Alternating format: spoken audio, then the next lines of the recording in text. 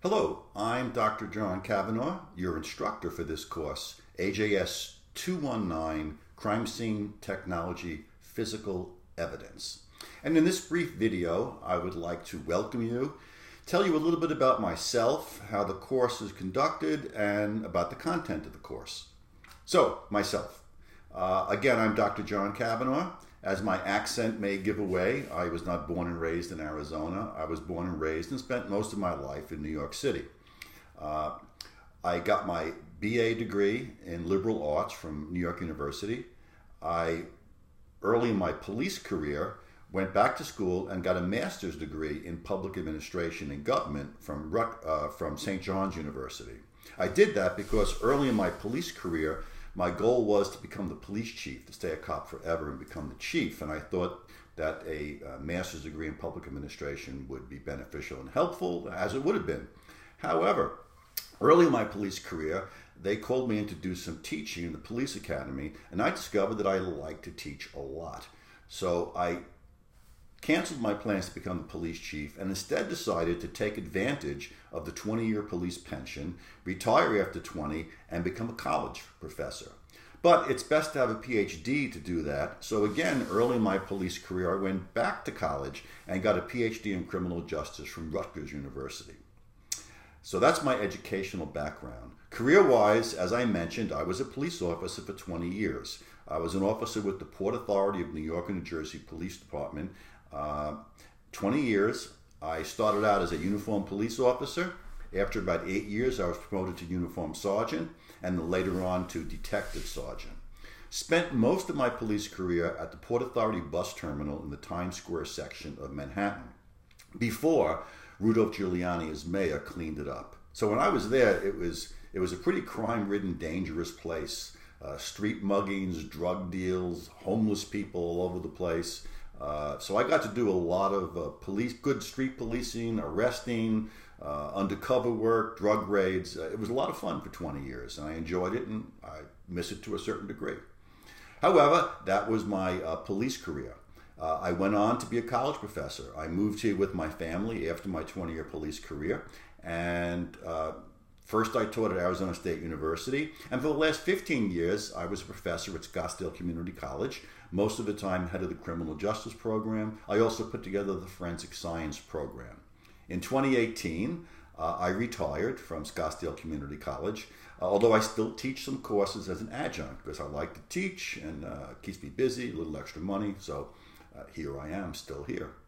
In addition, I am the state senator for most of Scottsdale, Fountain Hills, Rio Verde, and the Fort McDowell Native American community.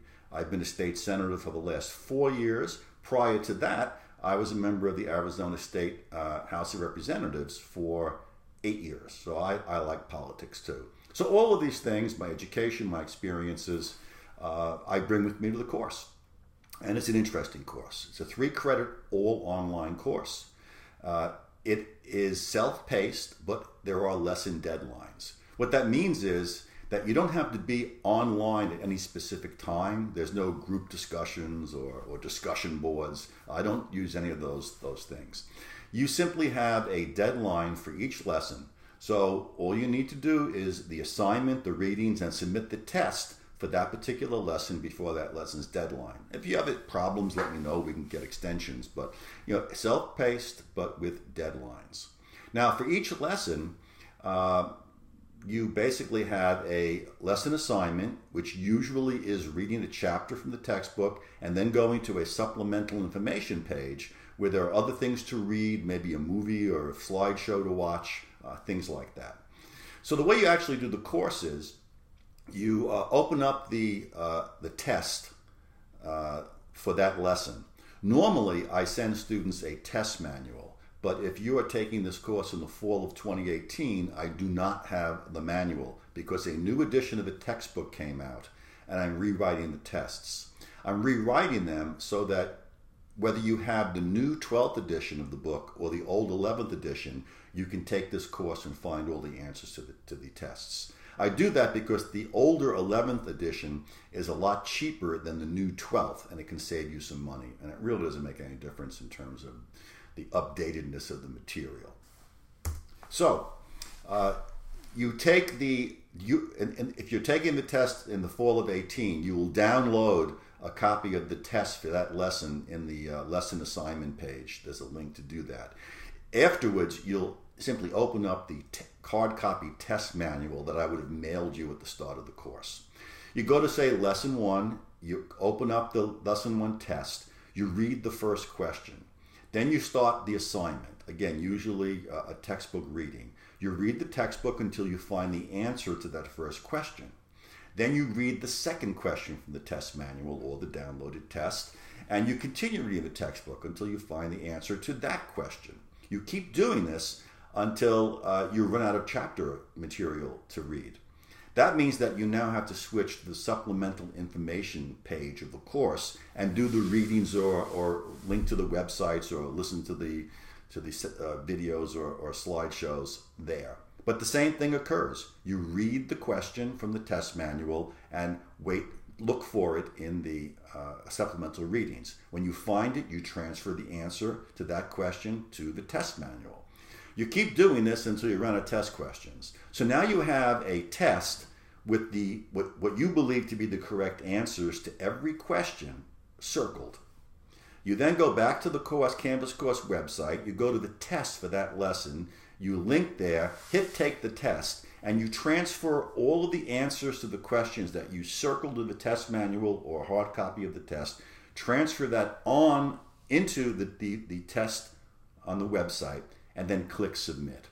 Instantaneously, or near so, you will get your score back, and more importantly, you'll see which questions you answered wrong, if any, and what the correct answers are. You want to change the incorrect answers to the correct answers, recircle them, so that in the end you will have a test manual with every question from all the lesson tests with the correct answer circled.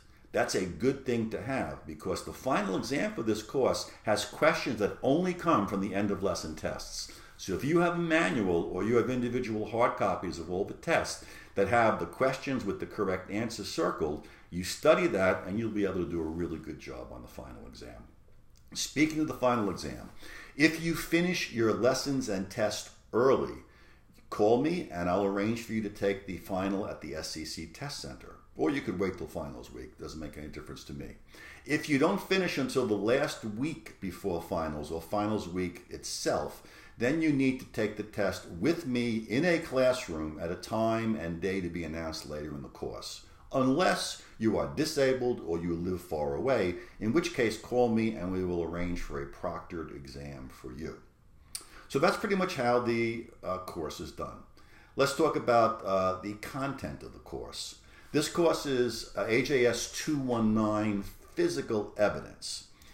It starts with an introduction to forensic science, the crime lab, and then it goes into different types of physical evidence. The major categories: glass, paint, footprints, fingerprints, gunshot residue, gunshot markings, tool markings, all of the major types of physical evidence that are collected at crime scenes, processed by criminalist and crime labs, and then used in court either to exonerate or to get a conviction of somebody charged with a crime.